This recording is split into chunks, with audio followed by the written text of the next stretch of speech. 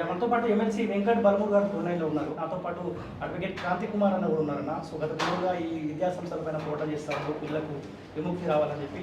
మీరు విద్యార్థుల పక్షాన పోరాటం చేసారు అంటే ఒకసారి నాకు ఇష్యూ ఏంటో నాకు తెలుసు కూడా చెప్తున్నా. మీరు ఇయ్యాల కొట్టాడుతారేమో. నేను మన సంస్థలకి కొట్టాడి పోటాడు తెచ్చి క్లోజ్ చేయించిన నాకు సంపూర్ణ అవగాహన ఉంది నాకు దానిపైన. ఆయన అంత కరాఖండిగా చెప్తున్నాడు కదా 12 ఏళ్ల నుండి పోరాటం చేస్తున్నామని. మరి 12 ఏళ్ల నుండి పోరాటం చేసేటోడు ఏం బీక్తుండంట?